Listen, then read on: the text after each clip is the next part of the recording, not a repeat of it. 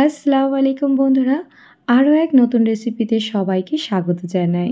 মাত্র ২ মিনিটে দুনিয়ার সবচেয়ে সহজ পদ্ধতিতে ভাপা পিঠার রেসিপি আপনাদের সাথে শেয়ার করব, যেটি দেখার পর যে কেউ বানিয়ে নিতে পারবে পারফেক্ট ভাপা পিঠা। দেখা যায় ভাপা পিঠা বানাতে গিয়ে অনেক সময় ভেঙে যায়, অথবা দেখা যায় ঠান্ডা হয়ে গেলে শক্ত হয়ে যায়।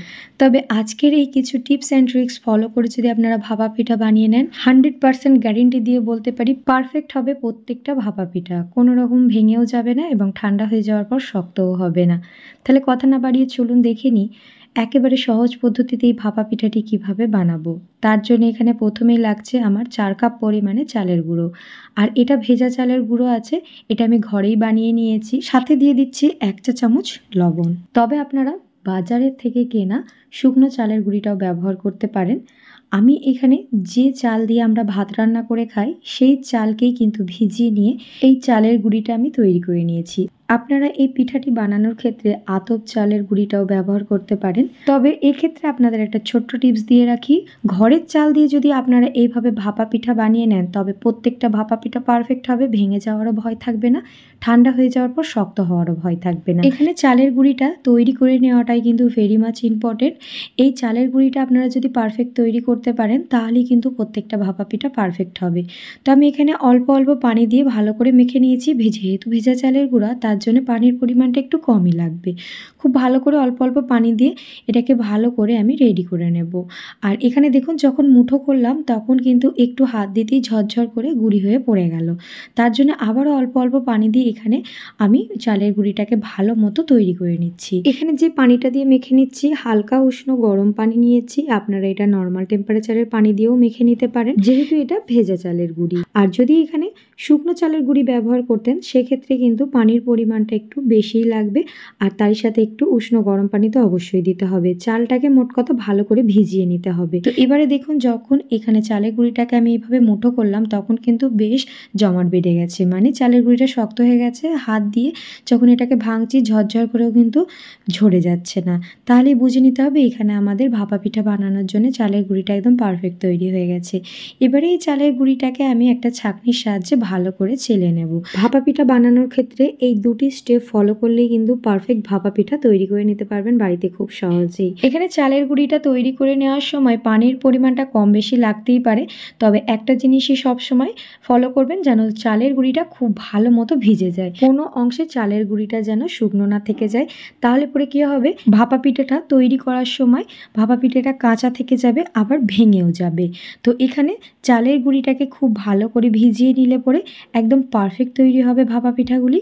কোনো অংশে কাঁচাও থাকবে না এবং কোনো অংশে ভেঙেও যাবে না। তো এখানে এটা খুব ভালো করে আমি চেলে নিয়েছি চালের গুঁড়িটা। এখানে ভাপা পিঠাগুলি তৈরি করার আগে কিছু প্রিপারেশন করে নিচ্ছি। তার জন্য পাতলা সুতির এরকম কাপড় লাগবে, যেটা পানি দিয়ে খুব ভালো করে ভিজিয়ে নিয়ে আমি এরকম পানি ঝরিয়ে নিচ্ছি। যদি এখানে রঙিন কাপড়টা ব্যবহার করেন সেক্ষেত্রে দেখে নিতে হবে যাতে কাপড় দিয়ে কোনো রকম রং না ওঠে। তারই সাথে এখানে ভাপা পিঠা বানানোর জন্য লাগবে নারকেল। নারকেলটা এইভাবে কুড়ে নিতেও পারেন অথবা সরু সরু করে নারকেলটাকে কেটে নিতেও পারেন। এখানে আমি সসপ্যানের মধ্যে ভাপা পিঠাটি বানাবো, আর সসপ্যানের ওপরে এই ধরনের একটু বড় ছাঁকনি বসিয়ে ভাপা পিঠাগুলি বানিয়ে নেব। তো এখানে আপনারা ভাপা পিঠা বানানোর জন্য যে কোনো রকম সাইজের বাটি ব্যবহার করতে পারেন, ছোট অথবা বড়। তো দেখুন আমি এখানে এই ধরনের বাটিগুলো দেখাচ্ছি, খুব সহজে কিন্তু এতে ভাপা পিঠা বানিয়ে নিতে পারবেন। তো এখানে একটা বাটি নিয়েছি, একই রকম সাইজে বানাচ্ছি। তো এখানে একটু শুকনো চালের গুঁড়ি আমি দিয়ে নিচ্ছি, আপনারা ময়দাটাও দিতে পারেন। দিয়ে নিয়ে ভালো করে ঝরিয়ে নিয়েছি যাতে করে ভাপা পিঠাগুলি বসে না যায়, মানে একদম আটকে না যায়। তো এখানে দেখুন কিছুটা অংশ চালের গুঁড়ি নেওয়ার পর মাঝখান থেকে খেজুরের গুড়ের পাটালিটা অ্যাড করে নিয়েছি। এখানে কুড়ে নিয়েছি একটু, তারই সাথে এখানে মনের মতো করে যতটা খুশি নারকেল অ্যাড করে আবারও ওপর থেকে এখানে চালের গুঁড়িটাকে দিয়ে ভালো করে এইভাবে সমান করে নিই। এখানে যে ভেজা কাপড়টাকে আমি ভালো করে পানি ঝরিয়ে রেখেছিলাম সেটা ওপর থেকে এইভাবে করে দিয়ে ভালো করে শেড করে নেব। আর এখানে যে পানিটা ফোটাতে বসিয়েছি তার উপরে ছাঁকনির ওপরে এখানে এটা দিয়ে আমি এইভাবে করে কাপড়টা সরিয়ে মাঝখান থেকে এখানে এখানে বাটিটাকে তুলে নিচ্ছি। আর দেখুন কতটা পারফেক্ট এখানে ভাপা পিঠাটি বেরিয়ে এলো। এবারে এটাকে মুড়িয়ে দিচ্ছি আর মাত্র 2 মিনিট মতো আমি ঢাকনা চাপা দিয়ে ভাপ দিলেই তৈরি হয়ে যাবে দুনিয়ার সবচেয়ে সহজ পদ্ধতিতে ভাপা পিঠা, যেটি খেতে কে না পছন্দ করে না। এখন তো আমরা এই ভাপা পিঠা বাইরে থেকেও কিনে খাই। তো এখানে দেখুন 2 মিনিট পর ফিরে এলাম। 2 মিনিট পর আমি আপনাদের এটা একটু খুলে দেখাচ্ছি কতটা পারফেক্টভাবে এটা ভাপ হয়ে গেছে। ওপর থেকে কোনো অংশে কিন্তু কাঁচা নেই। তো এই পর্যায়ে আমি ভাপা পিঠাটি নামিয়ে নিচ্ছি।